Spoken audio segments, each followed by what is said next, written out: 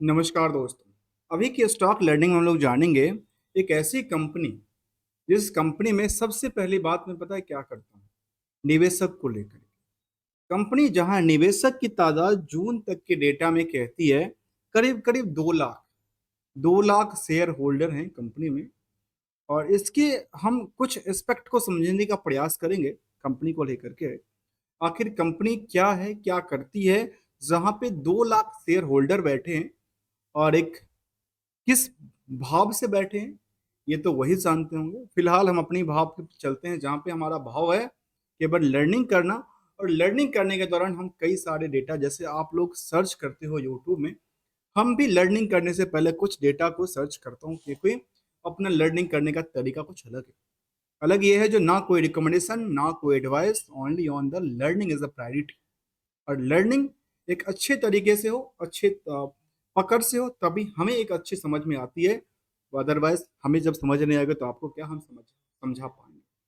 चलिए, इस कंपनी को लेकर के जब हम सर्च कर रहे थे, जैसे आप लोग व्यूअर सर्च करते हैं, हमारे सामने कुछ डेटा निकल के आती है। मैं किसी पर्टिकुलर चीज को नहीं कहता, क्योंकि मुझे ये सब सारी चीजें नहीं करनी आती है, ये कैसे होता है नहीं होता।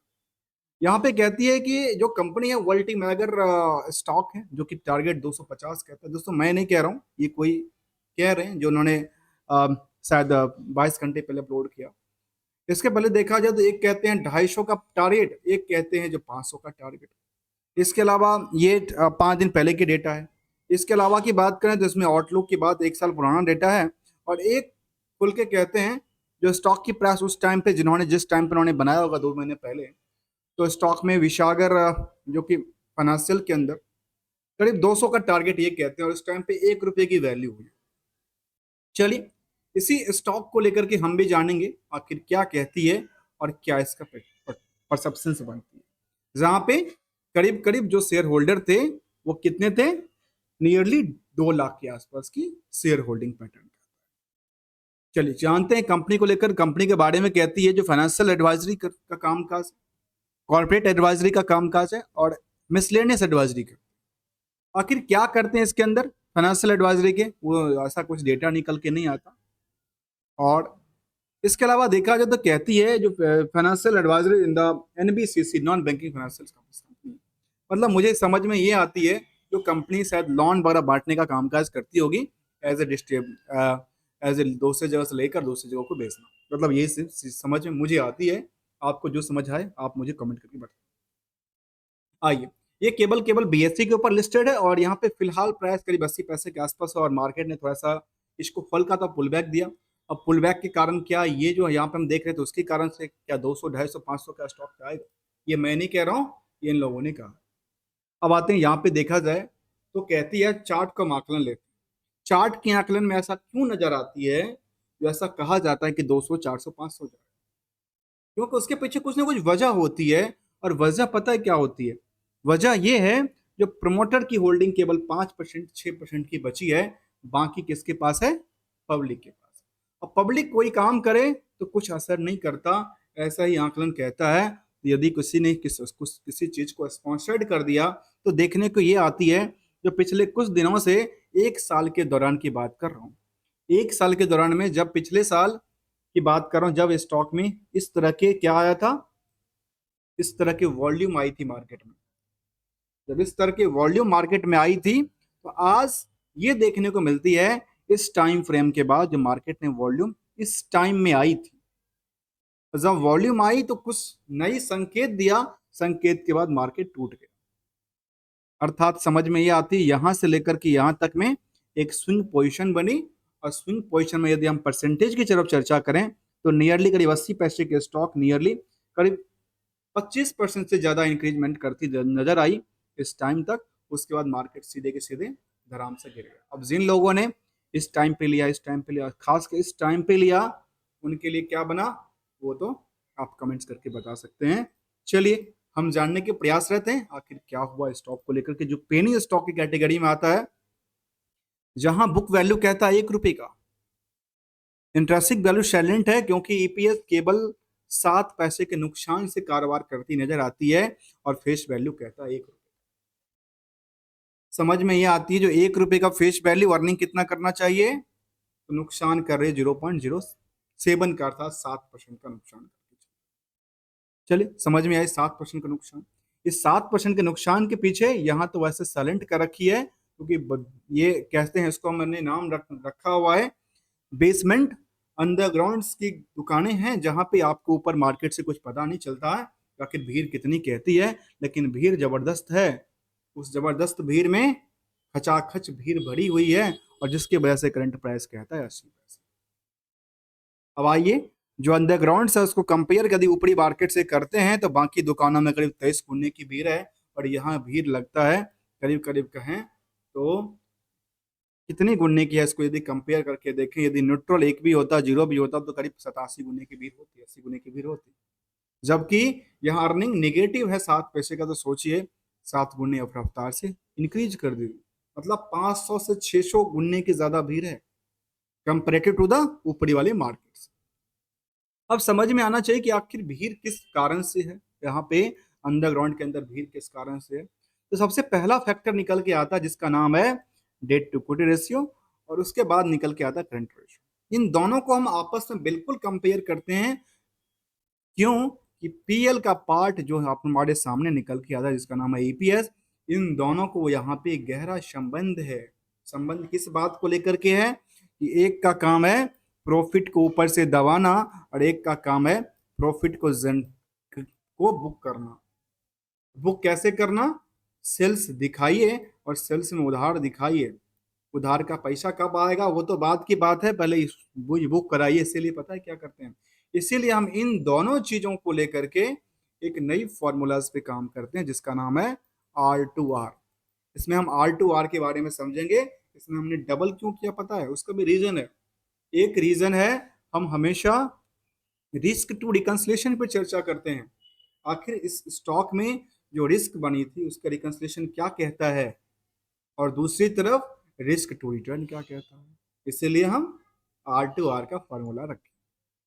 चलिए आते हैं नेक्स्ट सीरीज की तरफ, और नेक्स्ट सीरीज में ये बात निकल के आती है जो इनका कंपनी का ROC तो नेगेटिव है, ROE भी नेगेटिव है, जहां प्रमोटर होल्डिंग केवल 6% है। आखिर प्रमोटर को ऐसा क्या लगा जो प्रमोटर यहां से चले गए, ये सवाल उठता है मन में कि प्रमोटर क्या हुआ। यदि कंपनी बूस्ट होने वाली थी, अच्छी परफॉर्मेंस करने वाली थी, तो प्रमोटर तो खरीदते हैं मार्केट से भर भर के, यहाँ पे प्रमोटर बेच के क्यों चले गए, ये एक सवाल उठता है। जहां पे नंबर ऑफ शेयर करीब 58 करोड़ के आसपास की बनती है, और मार्केट कैप कहता है करीब 46 करोड़ का, जो कि कैप्चर करना बहुत आसान है मार्केट के अंदर, जो कि जबकि ज्यादातर होल्डिंग किसकी है, 94% की होल्डिंग आम पब्लिक के पास। इसका भी कारण बताऊंगा, जो आम पब्लिक के पास से जो कैप्चर करने वाली चीजें हैं वो कितना आसान है, और वो जो हमारे नजर में आ गई वो कितना देखने में आती है। इस पर हमने कई सारे स्टडी किया है, कई सारी चीज बताई है आप हमारे व्यूअर्स को। चलिए, जहां पे हायर टू हायर की बात करें तो 1 रुपया 70 पैसा, लोअर भी 66 पैसे तक गया था। जो समरी डेटा हम यहाँ देख रहे थे, उसी समरी डेटा के पीछे हम एक एक एस्पेक्ट को जानेंगे, रिकंसलेशन करेंगे। जो क्योंकि कंपनी 1994 में बनी थी, बहुत पुरानी कंपनी नहीं थी। एज के हिसाब से देखा जाए तो करीब 30 साल कंपनी की हुई है, और 30 साल के दौरान में ये नॉन बैंकिंग कंपनी, जहाँ पे बड़ी कुछ कंपनी ऐसी आई 10 साल में जो कहीं से कहाँ चली गई, और कुछ कंपनी ऐसी रही जो वहीं की वहीं से धरातल के अंदर चली गई। जहाँ इन्वेस्टमेंट और बैंकिंग फाइनेंशियल सर्विस की बात करती नजर आई। अब जो BSE पे लिस्टेड है, वेबसाइट्स अच्छी खासी बनी हुई है, इसके पीछे हम पहला सेंटिमेंटल को देखते हैं तो वो कहती है notice of the book closure की बात उन्होंने किया, क्योंकि एजीएम की टाइमिंग चल रही है। सब कंपनी का एजीएम होना है, इसी महीने की लास्ट डेट है। ड्यू डेट के हिसाब से देखा जाए तो ड्यू डेट के हिसाब से एजीएम करना है, तो एजीएम तो कंडक्ट करनी पड़ेगी, तो उसको नोटिस क्लोज होगा। फिर कई बार स्टॉक क्लोजिंग की पीरियड होती है।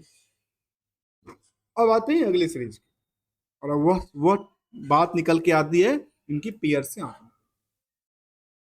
पीयर्स के आंकलन कहता है, जो भीड़ की बात करूं तो बाकी कंपनियों से यहाँ भीड़ बिल्कुल ही नहीं साइलेंट बैठी है, क्योंकि यहाँ पे अंडरग्राउंड की बात निकल के आती है। बेसमेंट में क्या गुपचुप चल रही है शेयर होल्डर के मन में, वो बाहर निकल के नहीं आ पा रही है। तो चलिए जानते हैं, बाहर निकलने वाली बात तो निकल ही जाएगी, जो मैनेजमेंट ने किस लेवल से परफॉर्मेंस किया है। तो तो मैनेजमेंट ने जो काम काज किया है, भले मैनेजमेंट में कौन है, कैसे हैं, किस तरह के हैं, मुझे नहीं पता, लेकिन जो मैनेजमेंट ने कामकाज किया उसका लेखा जोखा तो यहाँ निकल के आती है। जो जून टू जून में जो 59-60 करोड़ के आसपास की टर्नओवर हुआ करता था, उस केवल 60-30 करोड़ का टर्नओवर रह गया। इसका मतलब समझ में आई, जो कंपनी के पास जो मॉडल था वो धराशाही से गिरता नजर आया, जबकि मार्च 24 के अंदर एक अच्छी सी, क्या कहते हैं, पुल बैक लेके आई थी, बड़ी सी गुब्बारे फोड़ने वाली थी, और वहां से गुब्बारे गुब्बारे फोड़ते क्या निकल के आई, जहां पे 0.74% ऑपरेटिंग, जबकि इस सेक्टर के अंदर, यदि बैंकिंग सेक्टर के अंदर की बात करें तो काफी ज्यादा मार्जिन होता है, वहां पे 1% से कम की मार्जिन है, जहां की लास्ट टाइम में 8% से ज्यादा की मार्जिन गिरावट देखने को मिली। अदर इनकम सोर्स की देखें तो अदर इनकम सोर्स इसमें का कई दफा नहीं मिलती है, लेकिन कई दफा कभी कभार देखने को मिलती है। वो अचंभित करता है, आखिर अदर इनकम सोर्स आई क्या, इसका लेखा जोखा क्या है, क्या इंटरेस्ट इनकम आ रही है, क्या कुछ अदर इनकम है, उसके बारे में कुछ भी अवलोकन नहीं करता, कहता अदर इनकम है, बस नॉर्मल के अंदर आती है। इसके लिए हमें बीएससी के अंदर सेगमेंट वाइज देखना जरूरी होगा, या फिर इनका सेगमेंट वाइज क्या कहता है और किस लेवल से कहता है, कितनी परसेंटेज। इसको तरफ देखें प्रॉफिट की तरफ, तो प्रॉफिट कहता है कहाँ पे, जो लगातार इसमें गिरावट है, जो कि कंपनी पहले गिरावट उतनी ज्यादा नहीं थी, लेकिन लगातार पिछले 3 क्वार्टर से गिरावट ही दर्ज कर। अब इसके पीछे हम एक नजर परसेंटेज वाइज देखे थे, परसेंटेज वाइज इसके बारे में, ये चार्ट को देखने के बाद शायद कुछ समझ में आ रही होगी, जो चार्ट ऐसा क्या हो रहा है, चार्ट में ऐसा हो क्या रहा है। तो चार्ट में ये हो रहा है, जब चलती है तो 5% ऊपर चलती है, और जब गिरती है तो 5% नीचे गिरती है, मतलब इसी दौरान इसकी ट्रेडिंग चलती रहती है। यदि 75 पैसे से 80 पैसा होगा, या उसके नियर अबाउट थोड़ा सा कम ज्यादा होता।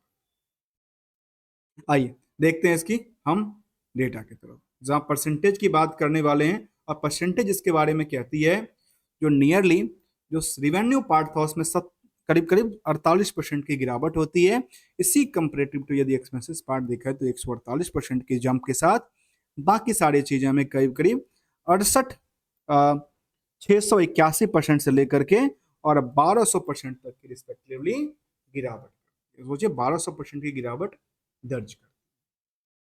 कैसे, तो हमने इसको आकलन किया किससे, जून टू जून को, और प्रॉफिट को। आइए ईयरली बेसिस के डेटा को तरफ भी नजर डालें, तो management year on year basis पे क्या कारोबार करती नजर आती है। तो कुछ डेटा का पता चलता है कि कंपनी के पास कुछ था नहीं, वो कंपनी ने पिछले 1 साल में तो अच्छी खासी तगड़ी रैली किया है, 334 करोड़ तक का सेल्स किया, और इस सेल्स के बेसिस में कंपनी को 1 करोड़ का नुकसान। आखिर ऐसा सेल्स क्या किया जो उनको नुकसान हो गया, मतलब मैनेजमेंट की परफॉर्मेंस कह सकते हैं तो ठीक ठाक नहीं है, या है, या आप मुझे कमेंट करके बताना। जहाँ पे ये भी देखा गया कि टोटल नेट प्रॉफिट की आंकलन कहता है 1 करोड़ के आसपास गिरावट, जबकि कंपनी ने पूरे के पूरे हिस्टोरिकल रिकॉर्ड के तौर पे देखा तो कभी कंपनी ने प्रॉफिट बनाया ही नहीं, लेकिन तब भी स्टॉक मार्केट अलग अलग फंडा है, जहां पे स्टॉक में मार्केटिंग चलती रहती है। मैं बात कर रहा हूँ स्टॉक की मार्केटिंग की बात कर रहा था, सोचने वाली बात है, आप सोचना।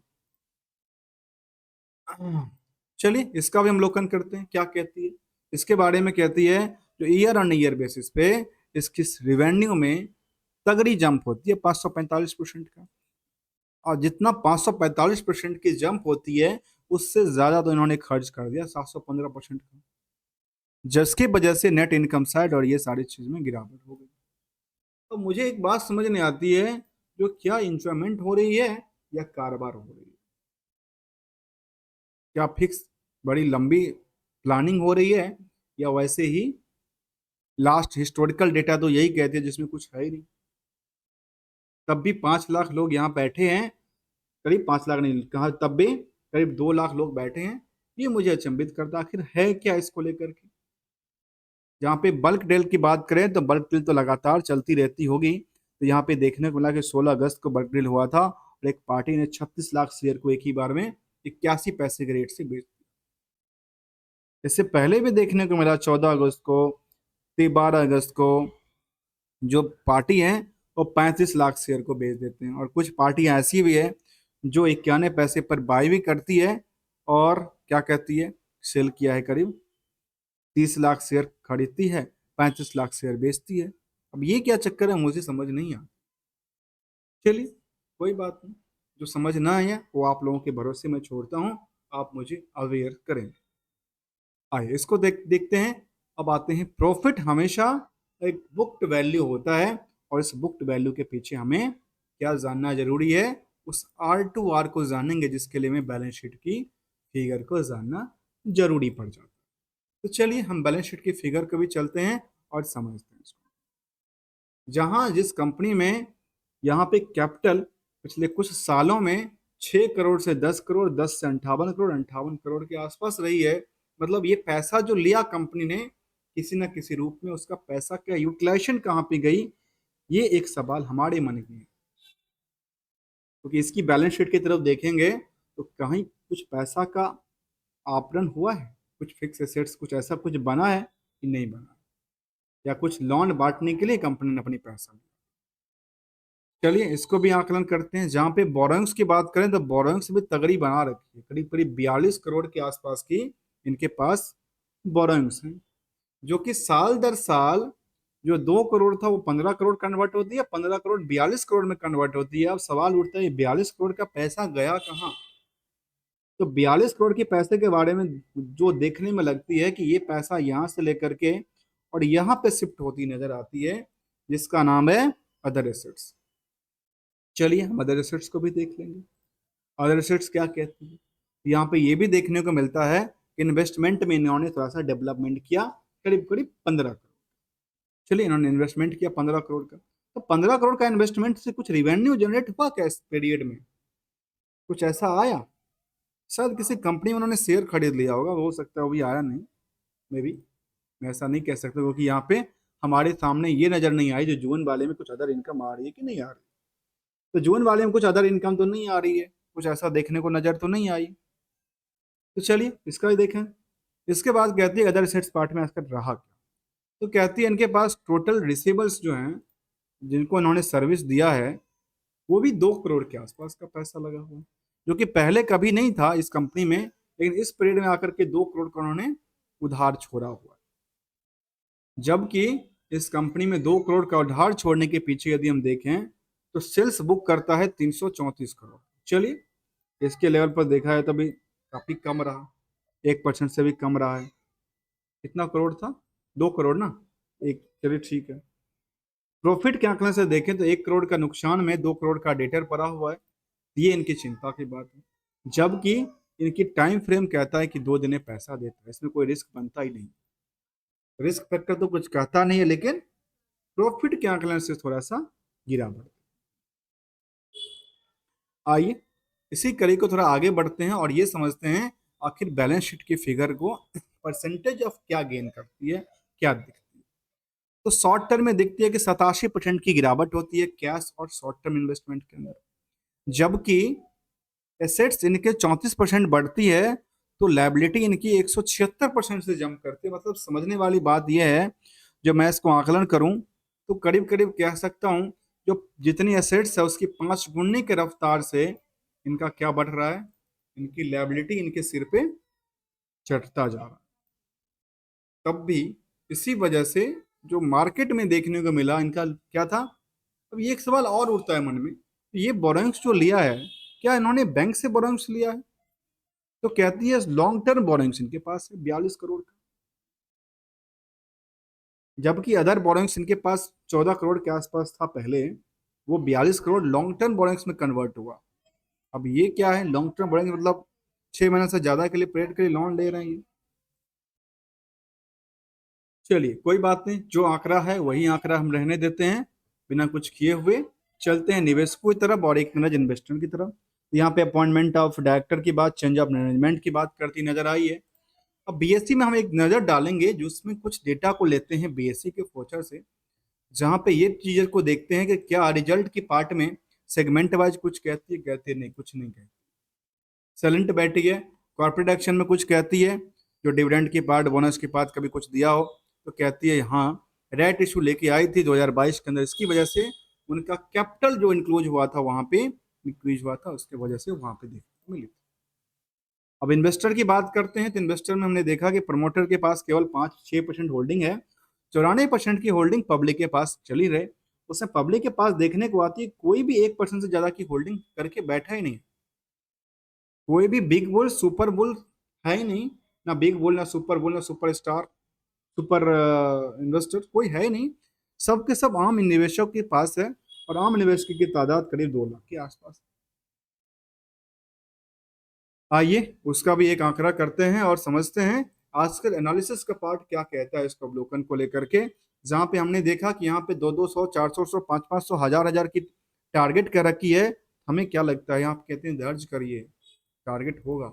मुझे नहीं पता क्या टारगेट होने वाला है नहीं होने वाला है, क्योंकि मैं आपके साथ, मुझे कुछ टिप्स आती नहीं है। अब आती है डेटा की तरफ, और डेटा ये कहता है, जो इसका कंक्लूजन में, जो इनकी बुक्स वैल्यू से काफी कम वैल्यू पर मार्केट ट्रेड कर रहा है, जहाँ पे प्रोमोटर होल्डिंग कुछ है नहीं। बाकी देखा है तो यहाँ पे वर्किंग कैपिटल भी थोड़ा सा कम हुआ है पिछले पीरियड से। अब आते हैं लास्ट आंकड़ा, जो आज तक में इनकी चार्ट में देखें, चार्ट क्या कहती है। तो चार्ट हमने देखा कि इनकी रेजिस्टेंस और सपोर्ट की तरफ नजर डालें तो यहाँ पे मार्केट इसलिए बूस्ट हुआ, उसके पीछे कारण ये रहा, तो ये समझ में आया कि यहाँ पे इसकी क्या करने वाली है, इस टाइम फ्रेम को काटने वाली है। और यहाँ से लेकर के और यहाँ तक मार्केट इसलिए बूस्ट हुआ क्योंकि इसको पता था कि यहाँ ये वाली ब्रेकआउट करने वाली, क्योंकि इसको कहते हैं जब भी अपने पुराने रिकॉर्ड को तोड़ने की चांसेस बनाता है वहां पे वॉल्यूम के साथ, तो ये लगता है उसको कहते हैं ब्रेकआउट। तो ये उन्होंने लगाम लगाई, यहाँ पे चलती नजर आई। इसके बाद मार्केट दोबारा थोड़ा सा पुल बैक हुआ, लेकिन सस्टेन नहीं किया, वहां से बिकवाली का प्रोसेस था, क्योंकि यहाँ पे जिन्होंने लिया होगा, यहाँ पे जिन्होंने लिया था उन्होंने यहाँ पे बेचा था, तो क्या उनको और प्रॉफिट नहीं चाहिए क्या? जिन्होंने लिया तो उन्होंने बेच करके निकलना था।